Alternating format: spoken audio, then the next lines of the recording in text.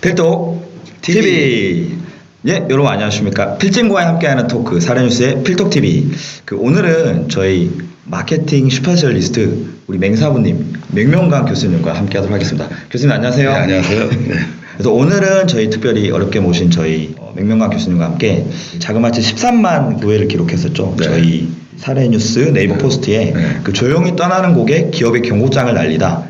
이 칼럼을 토대로 오늘 조용히 떠나는 고객이나 어떤 거고 어떤 사례가 있으면 또 이 조용히 떠나는 고객을 붙잡아야 되잖아요, 기업들. 우선 조용히 떠나는 고객 개념을 잠깐 설명해 주시면 어떤 의미로?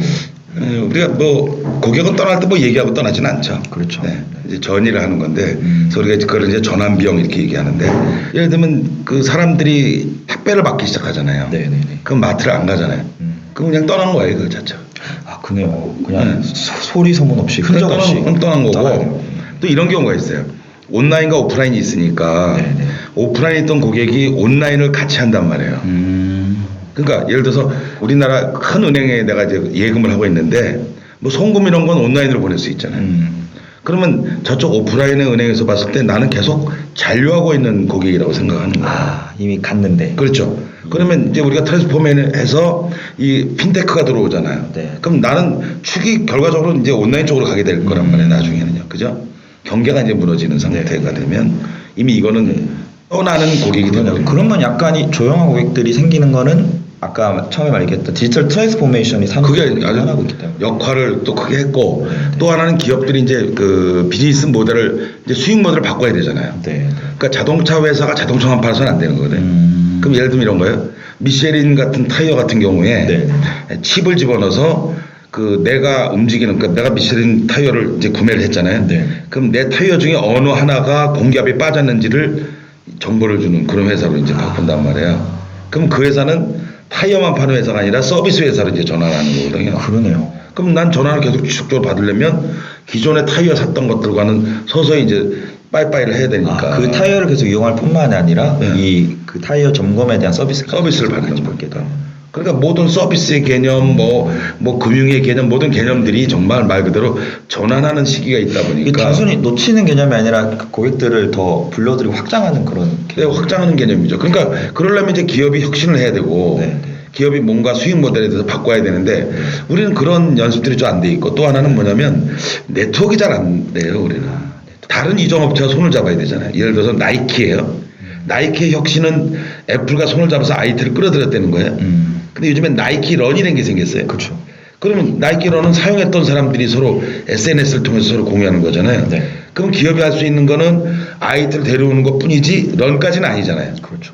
그러니까 이제는 소비자가 기업의 영역을 무너뜨리고 들어와야 되는 그런 경우가 생겨야 되는데 이게 우리는 익숙하지가 않고 네. 또 네트워크가 안 되는 이유가 뭐냐면 자율적이어야 되는데 자율적이지 못한다는 거고 두 번째는 이제 그 권한이나 이런 보상을 나눠줘야 되는데 이게 이제 익숙하지가 않은 거예요.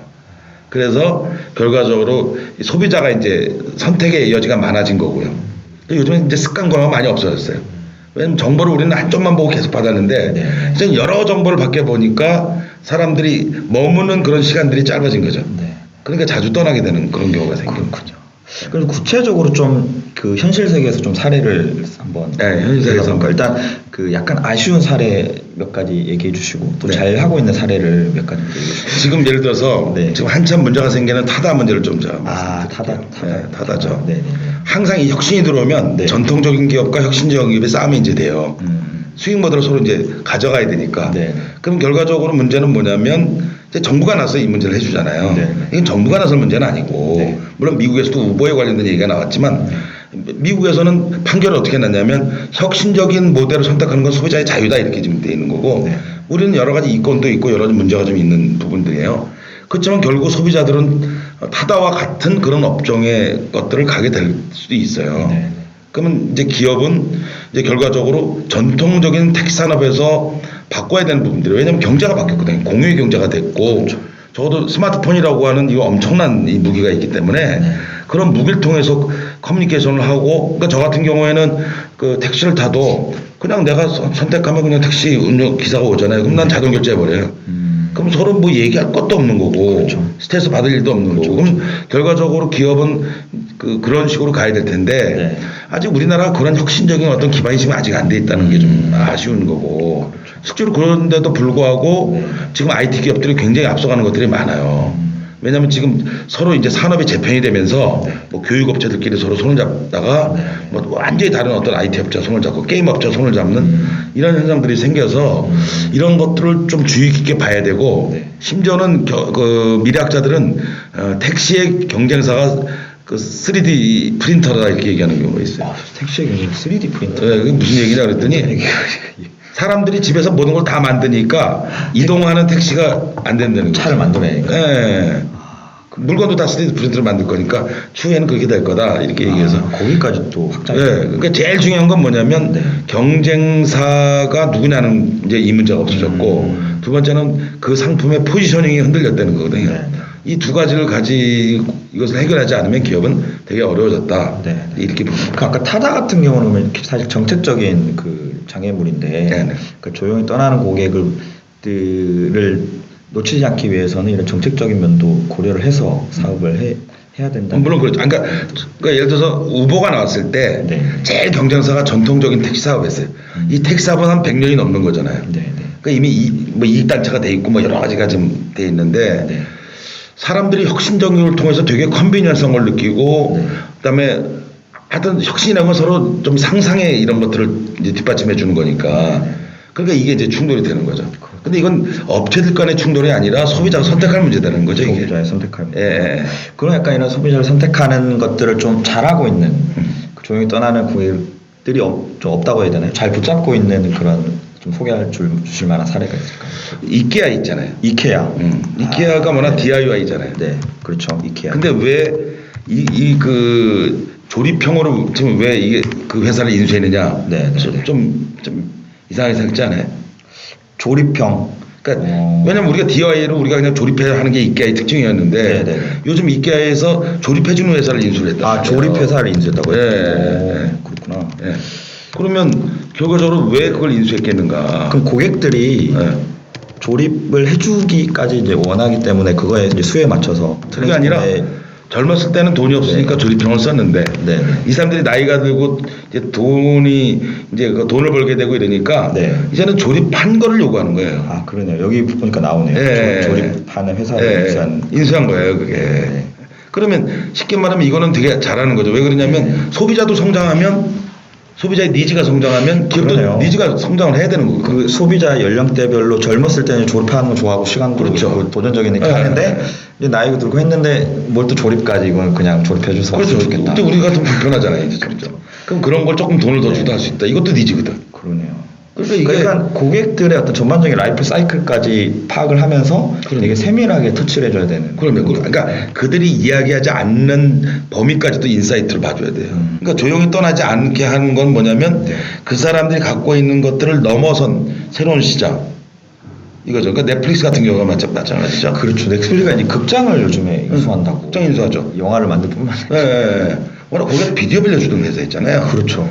근데 얘들은 끊임없이 비즈니스 모델을 하는데 그 요인이 뭐냐면 소비자가 진화되는 과정들과 같이 거의 그 스텝을 같이 맞춰간다 이렇게 좀 볼 수 있는. 소비자 스텝을 맞춰가는 그런 관점이. 그래야 이제 기업은 살아날 수가 있으니까. 그리고 또 하나는 뭐냐면 그럼 제조회사냐 플랫폼 회사냐 이것도 좀 다뤄질 문제예요. 그러니까 예를 들면 이거예요. 왜 인수를 하게 되냐면 이런 겁니다. 플랫폼을 우리가 해외여행 갈 때 그 내가 로마에 여행을 가는데 제가 뭐 1월달에 이제 프랑스를 가는데 그럼 힐튼 호텔에 내가 연락하겠어요? 그렇진 않죠. 직접 연락 안 하죠. 290만 개의 호텔에 대한 정보를 갖고 있는 플랫폼 회사로 들어가지 내가. 그렇죠. 뭐 컴바인 같은 데 들어가서 뭐 호텔도 비교하고 방도 비교하고 뭐 이벤트도 비교해서 가격까지 비교해서 내가 결정을 하잖아요. 이 주도권이 과거에는 기업이 갖고 있었단 말이에요. 근데 이제는 플랫폼 회사들이 그러니까 예를 들어 힐튼이 돈을 못 버는 게 지금 그 컴바인 같은 플랫폼 회사가 없기 때문이에요. 거래는 그러니까 플랫폼 회사는 거래하고 서비스는 그 현장에 가서 받으니까 이게 이제 완전히 달라진 것들에 대한 비즈니스에 대한 전환을 지금 잘 못하기 때문에 지금 이게 안 되는 거죠. 감사합니다. 또 그런 사례들을 얘기를 해주시니까 어떤 점인지 포인트가 어떤 점인지도 어떤 점이 대비해야 되는지 이해가 되네요. 마지막으로 저희 언더백 기업들, 그러니까 직원 100인 이하의 한국에 있는 국내 중소기업들에게 이런 관점에서 조용히 떠나는 고객들을 이렇게 대하라, 붙잡으라고 조언을 해주실 게 있다면 그러니까 고객과 거래하지 말라는 거예요. 고객은 거래의 대상이 아니고 거래의 대상이 아니다. 네. 그러면 고객의 흔적이 남아 있어야 되잖아요. 네네. 고객을 관찰해야 되잖아요. 관찰하라. 이런 것들이 없는 거예요 지금. 그러니까 매일 물건만 만들다 보니까 그냥 팔고 돈 받고 네, 돈 받고 있는 존재인데 네. 고객은 이제 뭐 그 정도. 그러니까 예를 들어서 우리가 자동차를 사는 이유는 뭐냐면 자동차를 자기가 시승을 체험을 하잖아요. 네. 요즘 그게 의미가 없잖아요. 요즘에요. 구글의 웨이모 같은 경우에는 네. 50억만 킬로를 이 시뮬레이션, 가상 시뮬레이션을 할 수 있거든요. 미리 돌려보고. 네. 실제로는 1600킬로도 안 되는 거예요, 그게. 그러면 그렇게 가상적으로 모든 걸 할 수 있고, 네. 그 다음에 자동차에 대한 정보는 고객이 너무 잘 알잖아요. 그렇죠. 그럼 딜러가 의미가 없어지잖아요. 그러네요. 그러니까 이런 소비자의 니즈에 의해서 달라지는 어떤 상황을 절대로 주의 깊게 봐야 되는 거고, 중소기업 같은 경우에는 대기업과 달리 뭐 비즈니스 모델이 막 뿌리 깊게 있거나, 네. 뭐 이게 시스템으로 돌아가거나 이렇지 않은 쉽게 말하면 몸이 가벼운 상태잖아요. 네. 빨리 때문에 전환이 빠를 수 빠르니까 오히려 강점이 될 수 있겠네요. 그 강점이 될 수 있죠. 우리 IT는 네. 중소기업에게는 어느 정도 기회를 줄 수 있는 그런 여건이 있다. 오히려 기회가 될 수도 있는. 예, 그렇죠. 그렇군요. 그래서 이거 우리가 중요한 게 뭐냐면 전환에 대한 교육이 좀 필요해요. 우리 한국 기업들은. 네. 그리고 네트워크에 대한. 이 네트워크라는 얘기가 사실은 2007년도 그 예전에 나왔던 네트워크 경제. 네, 네트워크 경제에 대한 얘기가 나왔는데 이렇게까지는 그 사람들이 예측을 못했는데 지금은 단독으로는 모든 물건을 낼 수가 없잖아요. 그 누군가가 와줘야 되는데 이런 훈련들을 좀 많이 해줘야 되는 부분이 아닌가 그런 생각이 듭니다. 네. 그래서 우리 언더백 기업들도 이 조용히 떠나는 고객을 이런 전략들로 정말 이 거래 관계가 아니라 고객들을 사랑하는 마음으로 세심하게 살펴서 그렇죠. 좀이 조용한 고객들이 오히려 더 몰려올 수 있는 그렇죠. 좀 그런 또 2020년에는 또 그런 기업들이 많이 생겨나기를 한 가지 제가 요즘에 이제 한 가지 얘기 드릴게요. 네네. 양준일이라고 혹시 아세요? 옛날에 90년대 춤을 췄던 리베칸가 하는 노래를 부른 친구예요. 언뜻 좀 들어본 그 당시에는 네. 너무 앞서갔던 사람이에요. 시대를 앞서가는. 시대를 앞서가서 혁신적인 결국 이제 교포였는데 이번에 그 텔레비 그 종편에 나왔어요. 근데 이 양준일을 좋아하는 사람이 거의 10대라는 거예요. 지금 좋아하는 사람. 그러니까 온라인 탁골공원이라는 게 있는데 거기에 들어가서 90년대에 춤췄던 그 춤이 내용이 지금과 너무 동일한 거예요. 정말 시대를 엄청나게 앞서가. 이거는 IT의 일고는 우리가 알 수가 없죠. 시대를 못 만나네. 네. 그러니까 죽은 물건도 살릴 수 있다는 거지 요즘에. 조용히 떠났지만 다시 불러올 수 있는 것들에 대해서 고민할 수도 있다. 그러니까 이전에 있었던 아이디어지만 좀 시대에 안 맞았지만 그렇죠. 좀 지금 시대에 맞을 수 있는 거. 지금은 맞는 거 너무 빨랐죠 그때. 고려해 볼 수가 있겠네요. 그렇죠. 그러니까 쉽게 말하면 재생할 수 있다. 재활용할 수 있는 기회도 생길 수 있다. 그렇구나. 정말 중요한 팁인 것 같습니다. 네. 언더백 기업 경영자 직원 여러분 이런 점도 잘 고려하셔가지고 2020년에 꼭 조용히 떠나는 고객도 많이 오셔서 꼭 대박 나시길 바라면서 오늘 필톡은 오늘 여기까지 하고 마치도록 하겠습니다. 교수님 오늘 감사합니다. 네, 감사합니다.